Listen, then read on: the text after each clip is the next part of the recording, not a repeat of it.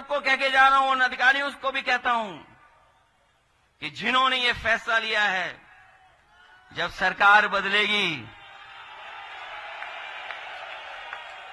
तो फैसले वैसे ही लिए जाएंगे। जैसा व्यवहार आपका है वैसा ही व्यवहार हमारा होगा।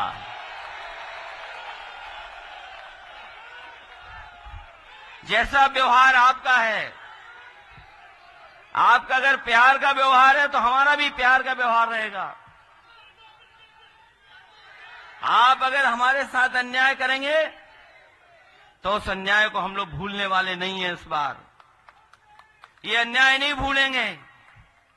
और अभी मैंने कुंदरकी जब मैंने कहा, कुंदरकी में मैंने जब कहा कि अधिकारियों के खिलाफ मैंने ज्यादा बोल दिया, तो कुछ अधिकारियों ने कहा कि मत बोलिए, हम तो आपके साथ ही हैं। और वो इसलिए भी हैं कि आपने कभी देखा हिसाब किताब, 50 में पायदान वाला सबसे ऊपर बैठा है, तो बाकी जितने लोग हैं क्या खुश होंगे? 50 में पायदान वाला सबसे ऊपर है, जिसको एक एक करके ऊपर आना था, किसी को नहीं आने दिया जा रहा है। तो वो सब के सब इंतजार कर रहे हैं कि कुर्सी कब हटे, कब हिले, तब हम आपका साथ देंगे। अभी तो अंदर ही अंदर साथ दे रहे हैं, बाद में आपके खुल करके साथ देने जा रहे हैं। ये जो पुलिस के हमारे साथी हैं, ये जानते होंगे पुलिस विभाग के लोग, सबसे महत्वपूर्ण फैसले समाजवादियों ने लिए। जब प्रमोशन की बात आई तो बहुत सारे लोग कह रहे थे कि प्रमोशन करिए लेकिन परीक्षा लिखवाइए,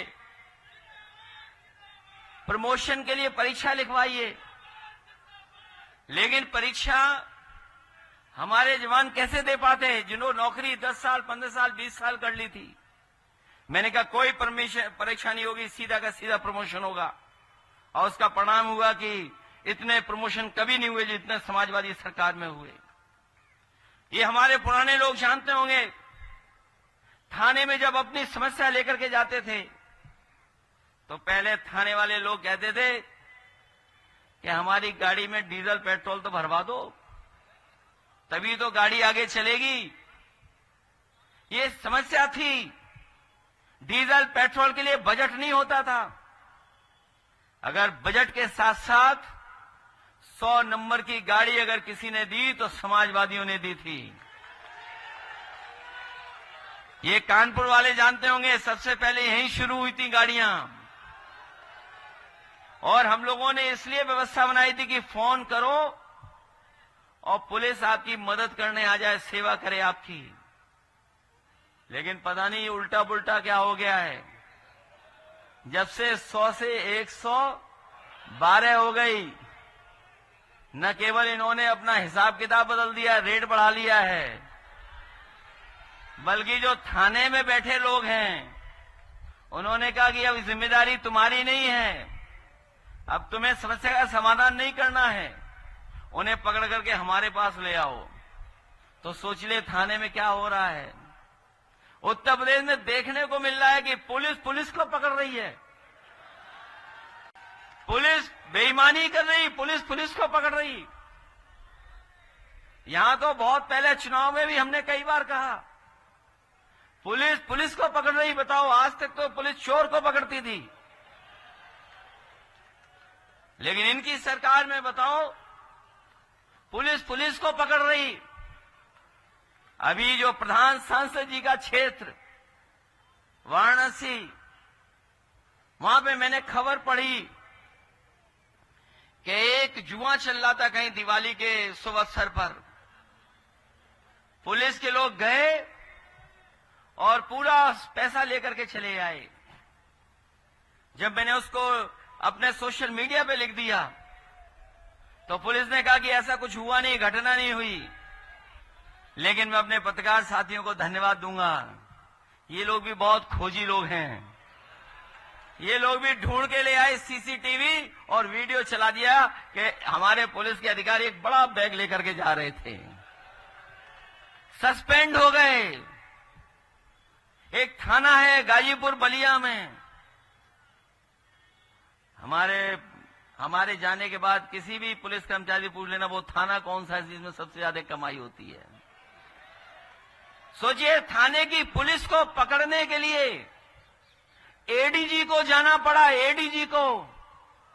और जब एडीजी गए तो रंगे हाथ पकड़े गए, वहां पे रंगे हाथ पुलिस पकड़ी गई और पैसा भी मिला उन पे। बताओ, पुलिस को पकड़ रही है, उन्हें पता ही नहीं भ्रष्टाचार हो रहा है कि नहीं हो रहा है। मैं आपसे कहना चाहूं, इतनी लूट और इतनी भ्रष्टाचार कभी नहीं हुआ होगा जितना यहां पर हुआ है उत्तर प्रदेश में इस बार। और ये कानपुर के लोग, कुछ लोग जानते होंगे, जिस समय राष्ट्रपति थे, देश की सुरक्षा सब कुछ कानपुर में थी, उस समय दंगा हो गया और एक तरफा परेशान किया। न जाने कितनों से पैसा वसूल लिया पुलिस ने, न जाने कितनों के खिलाफ कार्रवाई की, पैसा वसूला है, लूट की पुलिस ने। ये जो घटनाएं हम समाजवादी लोग इस बार भूलने वाले नहीं हैं। और जो मुख्यमंत्री जी कहते हैं कि उनके यहां महिलाएं बहुत सुरक्षित हैं, आज ही अखबार मैंने पढ़ा कि महिलाओं को बचाने के लिए कि आत्मदाह कर ले आके कोई, उसके लिए एक नई गठन की है पुलिस के, कुछ लोगों को जिम्मेदारी दी गई है।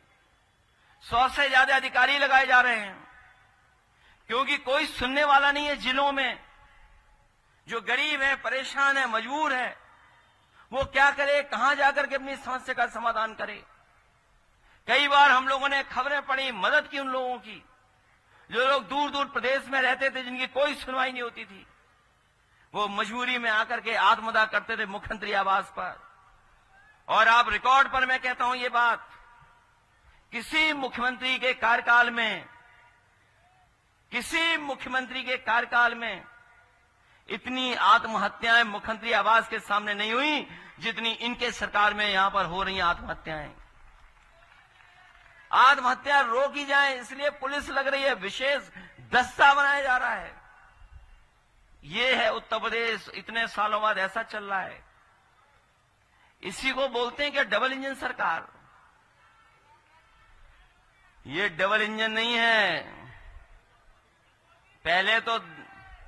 पहले तो थोड़ा बहुत दिखाई दे रहा था, इंजन से टकरा रहा है। अब तो पूरा उत्तर प्रदेश जान गया है कि दिल्ली वाला इंजन, लखनऊ वाले इंजन को एक दूसरे को टक्कर मार रहे हैं। कितनी टक्कर मार रहे हैं वो लोग आप जानते होंगे। और फिर सबसे बचने के लिए इतिहास का सबसे खराब नारा दिया।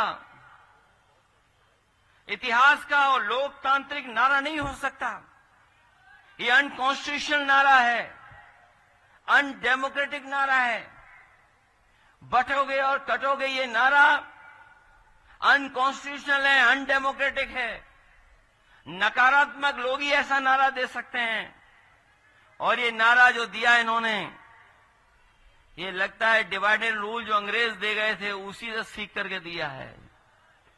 अंग्रेज तो चले गए, लेकिन उनके वचनवंशी, अंग्रेज चले गए डिवाइड एंड रूल वाले, लेकिन उनके वचनवंशी और विचारवंशी आज भी हैं जो ऐसा नारा दे रहे हैं।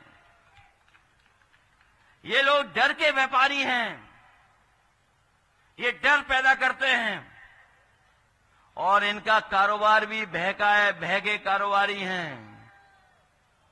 ये डर का कारोबार करते हैं बीजेपी वाले, ये भय के कारोबारी हैं और नकारात्मक इनकी पहचान है। न केवल नकारात्मक इनकी पहचान है बल्कि जुबान भी इनकी नकारात्मक है। इसलिए मैं कहना चाहता हूं, जो मन की कुटिलता होती है वो विचारों की कुटिलता में बदल जाती है। और मैं कहना चाहता हूं, जिन्होंने चुनाव टाला है बहुत बुरा हारेंगे इस बार। और ये जो व्यक्ति अपने विचार से बनता है महान, लेकिन कुछ लोग समझते हैं कि वस्त्र बदलने से ही विचारवानी हो जाते हैं, विचार अच्छे हो जाते हैं। व्यक्ति वस्त्र से नहीं, विचार से बड़ा होता है। और विचार और वचन से ही संत होता है, और अगर वो संत नहीं होगा तो उसका अंत भी इस बार जनता करने का काम करेगी। इसलिए मैं आपसे निवेदन करना चाहता हूं कि ये इनकाउंटर वाली सरकार है, ये झूठा फंसाने वाली सरकार है, उसको आप लोग हराओगे कि नहीं हराओगे आप? ये चुनाव केवल अभी का चुनाव नहीं है, ये 27 का भी चुनाव यही है। हमारे कुछ साथी कह रहे थे 27 का भी चुनाव है, लेकिन उससे भी बड़ी बात है, ये न्याय दिलाने के लिए चुनाव है। न्याय के लिए, न्याय के पक्ष में आपको वोट डालना है, क्योंकि जो अन्याय विधायक इरफान के साथ हुआ है, कोई कल्पना नहीं कर सकता था इतने झूठे मुकदमे लगाए जाएंगे। और केवल समाजवादियों के ऊपर मुकदमे लग रहे हैं। जितने भी समाजवादी लोग हैं, और वो अगर पक्के और ठोस समाजवादी हैं, उन्हें डराने के लिए, झुकाने के लिए। लेकिन मुझे खुशी है इस बात की कि न विधायक जी झुके, न डरे, न उनकी पत्नी जो बहादुर है नसीम सोलंकी झुकी हैं, न उनकी पत्नी झुकी, न मां कहीं झुकी। वो अन्याय के खिलाफ लड़ रही हैं, और अगर इनके आंख से आंसू निकले हैं तो लोकतंत्र में एक भी आंसू सरकार को गिरा सकता है। आंसू निकलने का मतलब इस सरकार ने कितना दुख और परेशानी दी है। झूठा फंसा दिया और कोई सुनवाई नहीं। इसीलिए तो हम कह रहे थे कि संविधान को मानते नहीं हैं, ये लोकतंत्र को मानते नहीं हैं। और याद रखना, संविधान बचाने की लड़ाई हम लोग थोड़ा बहुत जीते हैं, अभी हम लोग लड़ाई पूरी नहीं जीते हैं। लड़ाई तब जीतेंगे जब दिल्ली और लखनऊ से दोनों सरकारें भारतीय जनता पार्टी की हट जाएंगी। ये संविधान बचाने के रास्ते पे लोग हम लोग चल दिए हैं। बाबा साहब भीमराव अंबेडकर जी ने जो हमें ताकत दी है, उस चुनाव में भी हम कह रहे थे, अभी का चुनाव जो लोकसभा का गुजरा, उसमें भी हम लोग यही कह रहे थे कि संविधान हमारी संजीवनी है। बाबा साहब भीमराव अंबेडकर जी ने जो संविधान दिया है, वो संविधान हमारी ढाल है, वो संविधान हमारी सुरक्षा है, वो संविधान हमें शक्ति देता है। ये संविधान हमारा रक्षा कवच बनकर के काम करता है। इसलिए ये संविधान हमारा संजीवनी है।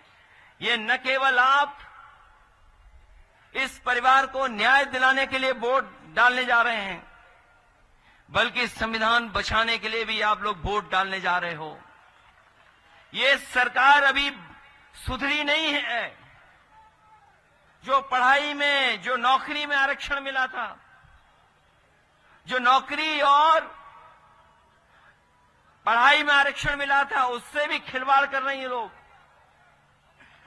हालांकि हाई कोर्ट, सुप्रीम कोर्ट मदद कर रहा है,